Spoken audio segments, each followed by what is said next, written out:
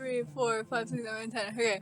Hello, internet world. This is Norma Joe. Another variation. The plain face Norma Joe. Because we're about to have movie night. And I don't want to have to watch my face in like a second. So anyways, where was I? They were on the train. They were talking about their moms. And then like, they started talking about their sexuality for some reason. Well, I know the reason. And I think it's pretty fucking funny. So basically, Sylvia's like, I can't remember why they start asking each other, do they have a boyfriend or girlfriend? Probably because they're just like, are you single so we can get together, you know? And, you know, no matter that we're like outlaws on the run, you know, we might as well get some romance in. Why not? You know, we have energy for that. So, I think Loki is the one that asked Sylvia if she's single first, and she says she is. And then she asks him if he's single, but she's like, oh, do you have a princess at home? And then she's like, or is it a prince? And then he's like, well, I like them both. I'm a unicorn, you know, and shit like that. And then he's like, I know you're a unicorn too, because we're like, you know, he's like, I know we're not 100% the same, but he's like, I'm willing to bet that you're not from the parallel universe where you're not bi or whatever. I don't know. So, yeah, there's that, which I think is funny because I think it just goes again to the corporate nature of this shit and how, like, of course, in Disney's straight ass eyes, they'll be like, mischief makers, rebels, they must be queer. You know, that just goes hand in hand, right? Like, I can't even. So, yeah, I'm not gonna spend any more time on that, explaining it, but you know what I'm talking about. Anyways, whatever. There was something else. Oh, right, the whole glorious purpose thing, I forgot to say because it was in my list of, complaints or whatever. My list of, grievances. The whole glorious purpose thing, but I forgot to mention in the first episode when Loki is like, you know, before the judge, he's still in his like prison jumpsuit, and he's being like wrestled by the guards and stuff. He's like, I have a glorious purpose, and it's to be king or some shit like that, because you know he's saying like, I'm a god.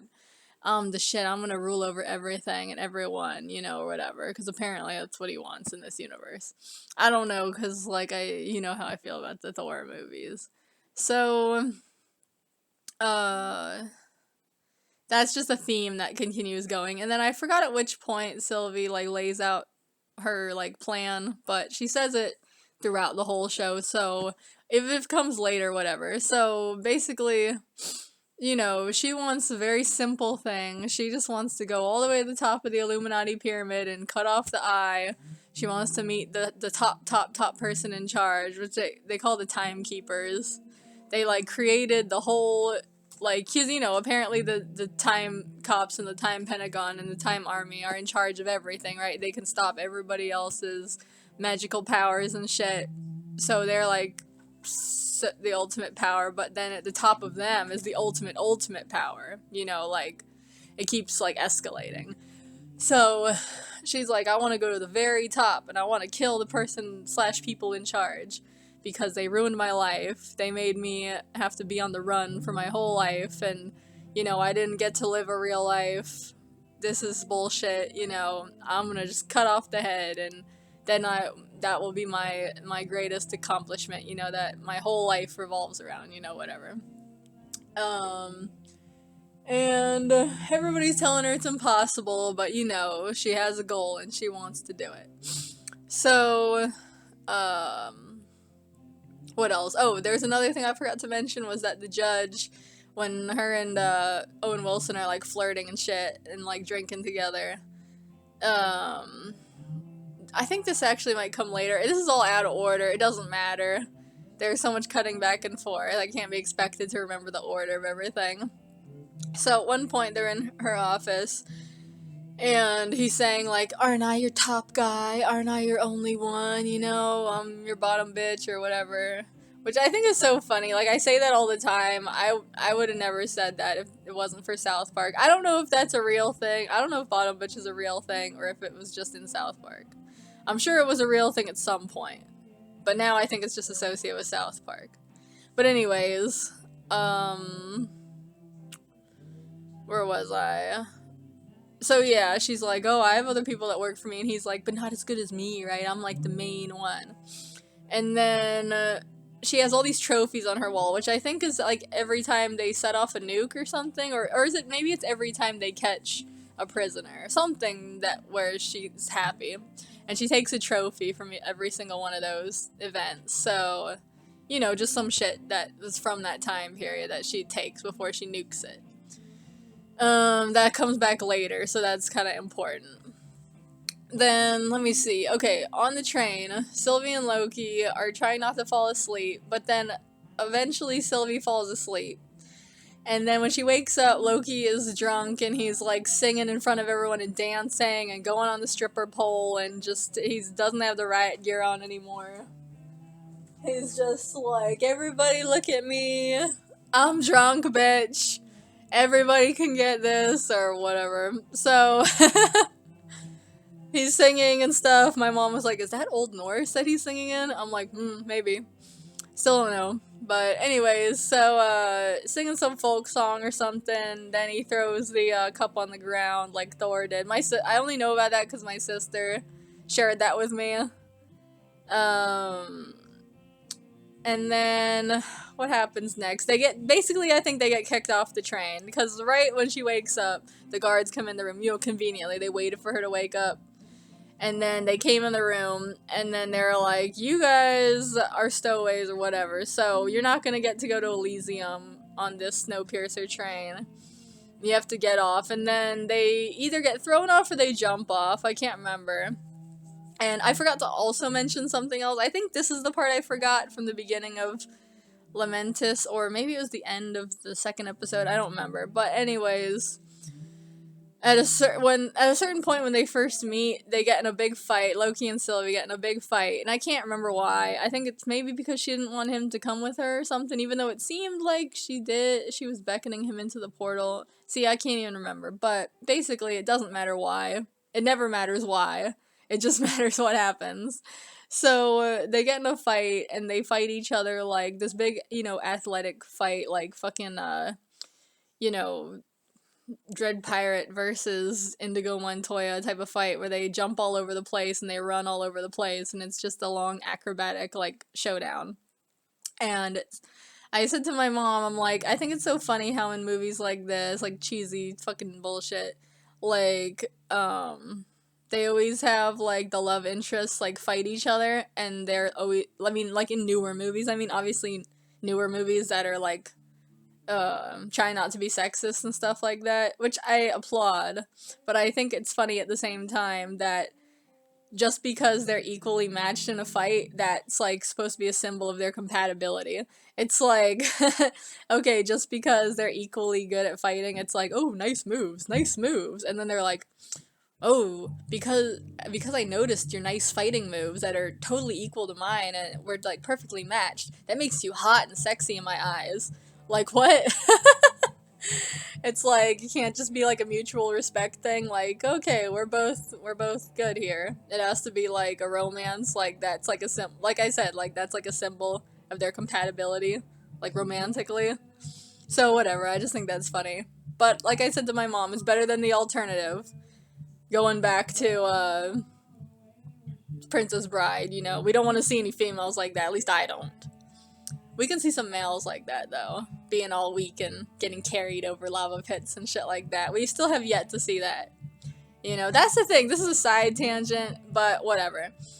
People, how some people are like, oh, I'm sick of seeing every single female character have to be a strong woman. Why can't we have some weak women like in the olden days? It's more realistic anyway, because, not every woman is strong. And some of these people are like, okay, they're not necessarily sexist people. They're just saying that it's fine to have some strong women, because in real life, some women are strong and some women are weak. So why not have both? I'm totally cool with that as long as you have weak men. Because that's the problem, is you can't have strong women and weak women, but only have strong men. That's the problem right there. You want to make it realistic, have some weak men. Have some men be rape victims, have some men get kidnapped, have some men be strippers and hookers, and have some men not be able to do basic shit like climb down a ladder, have them be scared of the dark. Have them be fucking something somebody else has to rescue. And it doesn't matter if the rescuer is male or female. They can be rescued by another man. Doesn't necessarily have to be rescued by a woman. But just make the men weak for once. Okay? If we had that, there would be a whole lot less problems going on.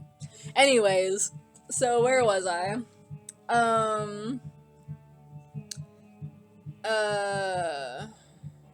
Where was I? Oh, you know what else is fucked up? Speaking of sexism in movies and stuff like that, like, have you noticed how sometimes it's not that the woman is necessarily weak, it's just that a disproportionate number of unfortunate things just happen to her?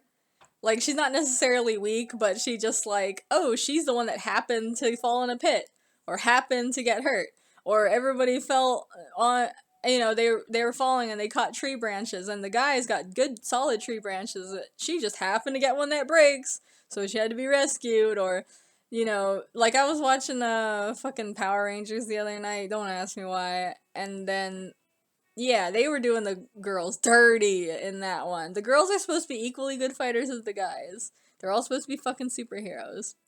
But they were doing the girls dirty. Like, one of the girls, first she couldn't fight a snake. Then she couldn't swim.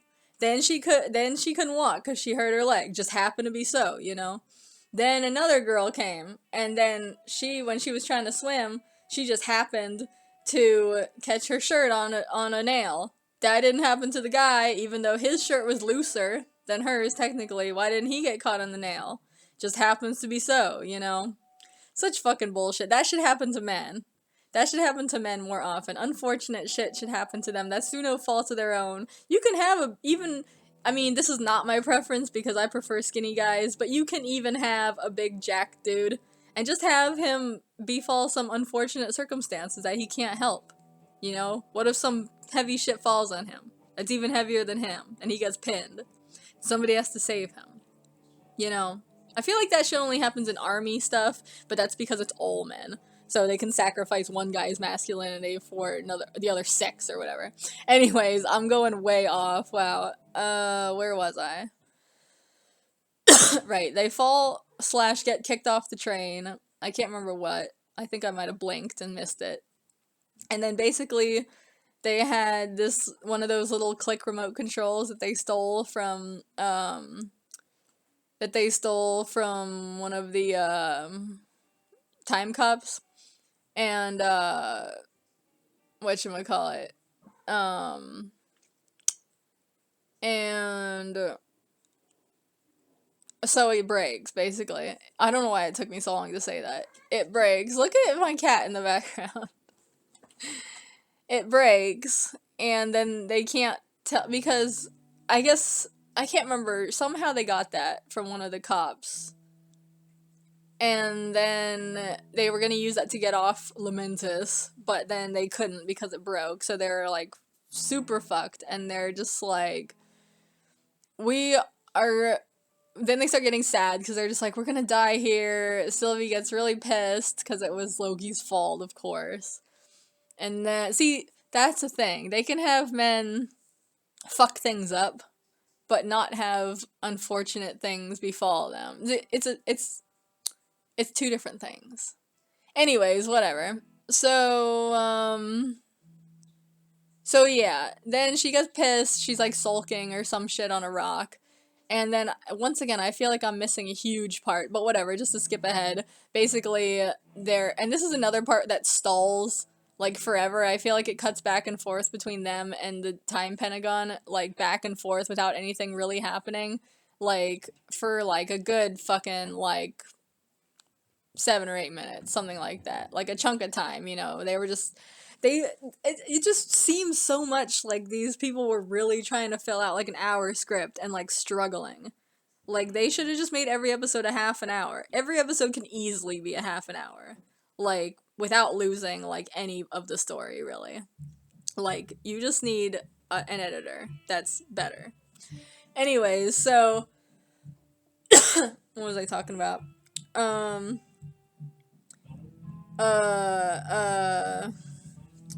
What was I talking about? Right. So, okay, to skip to the end, basically, Loki and Sylvie are both really sad. They're like sitting on this rock and they're just like, we're gonna die, we're gonna die. But Loki's like, no, something will get us out of here. Because, once again, with the meta shit, he doesn't say it, he words it differently. He's just like, you know what, no matter, because Loki is Loki throughout all universes and, like, we can't die because we always survive. That's basically, I think that's what he says because they say that again, like, near the end of the show. But, like, essentially, in my translation, what he's saying is we are the main characters of the show, and it's only episode 3, so we can't die yet. And he's like, I don't know what's gonna save us, but something will save us, you know, and they're just sitting there like, okay, Deus Machina, come to us, come to us. They're, like, chanting that while holding hands, you know. And then, like, at first it seems like they're fucked, you know, they drag it out for a long-ass time, like, oh, they're gonna be fucked, but you obviously know something's gonna come through. Oh my god, you guys.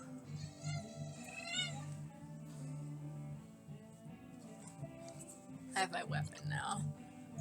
No bullying. I see the big cat. She has her bully face on. The poor small cat, she's like all to the side. Alright.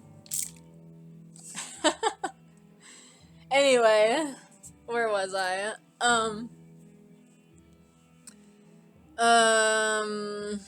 What was I gonna say? Right. So basically, they hold hands, and they hold hands so hard that the Time Pentagon notices a new reality, a new branch, forming on the timeline. That because, you know, before, because of the apocalypse situation, they could not source Loki and Sylvie. But because they held hands so hard, and their love created a paradox, basically, I guess, where it's like, because that little alternate reality started to build itself, and they saw it on the map, the time cops came and got them. Which is basically what they wanted, kinda. I mean, they wanted to leave, so it's like, okay, this is how you'll be saved, even though it's not ideal, but it's something, you know. It's a way for you to get off this fucking moon while everybody else is fucked. But you guys are special. And, they're just NPCs, you know, whatever. And, so, but yeah, it's like, the cops only, like, the cops only came and got him because they saw that spike, right? But the spike only happened because the cops were gonna come get him and save him. Because essentially, when the spike happened, it meant, like, you guys are gonna survive somehow. It's a Deus Machina, you know, whatever. So, the universe is just saying, you guys, you know, you can't die right now because, you know, the show must go on, and it was the power of love. I think that's what it's supposed to be. There was the power of love. So anyway, then, let me see. Then they go to jail. They get taken into jail. And then, they get put in separate rooms, as is usually the case. And then, I can't remember. Owen Wilson is just tormenting Loki again. Telling him, I think just the same bullshit, like, oh, you only act this way because you have problems, and wow, look at you, trying to be so feisty, and all this fucked up shit that he says, and he's just like, what did you think you were gonna accomplish? I think he's saying that to an effect, and, there was this one part, which might be from this episode, might be from another, I can't remember, but it was like, you know, it was like, they kept, like, having, like, just this side of, like, Loki, and then this side of Owen Wilson. It was just, like a clear cut on each side of their face as they were talking to each other. I kind of wondered if that was, like, a nod to Janice, because doesn't Janice have, like, 2 faces or something like that? Or split down the middle face? I'm not too familiar with Janice, but I know Janice is essentially like the Roman Loki or something like that. Something like that. I don't know. You know what's funny is do Greek gods have a trickster? Because I feel like they're kind of all the trickster. You know, Greek gods are fucking ratchet. But anyway, um, yeah, they get taken to jail, and then Owen Wilson tells tells Loki, he's just making fun of him. He's like, I can't believe you did all that for Poontang. I can't believe you did all that for a girlfriend. Ha ha ha. Your weakness is a girl. Your weakness is a girl. And he's teasing him like they're in fucking 3rd grade or whatever. Like, Loki likes a girl. Oh my god. You know? And Loki is just like, I don't like her. She means nothing to me. I don't even like her at all. In fact, if she was here right now, I'd pull her hair to show how much I don't even like her. You know? But you have to imagine me saying that in like a British accent. I wish Loki was, had a Scandinavian accent instead of a British one. How hard would it be for a British actor to do a Scandinavian accent? I'm sure it wouldn't be that hard, right? I mean, British actors usually, like, nail the fucking American accent, you know?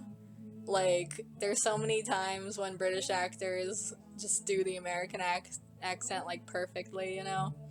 And,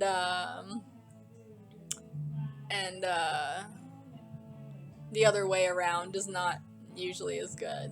I don't know. But maybe I'm just stereotyping. Maybe Americans do British accents fine all the time. But I just know, like, there's been so many times when I was just like, what? That person's British? Because they played an American. You can't tell. But anyways, I'll go to 25 minutes again. I'll make these a little longer. What was I talking about? Right, so he's teasing Loki, making fun of him, and then at the same time, also, I can't remember if this happened later or at this point, but the main, like, time cop, like, the time general, I think, basically, or the time, like, commander, she's in charge of, like, she's this big, busty, like, fucking tank lady, she's, like, you know, she fucking is the leader of them all,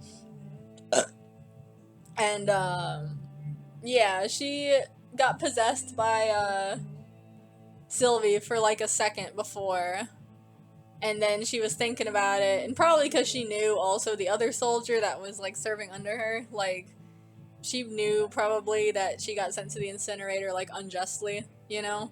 I think she actually might have talked to the judge about that at a certain point. I'm not sure. Anyways, I can't remember. But she's starting to have her doubts, you know? Then Loki starts saying all this stuff about, to Owen Wilson, like, oh, you guys are all lying to yourselves, you're lying to us, it's just lies, lies, lies, liar, liar, pants on fire, you know?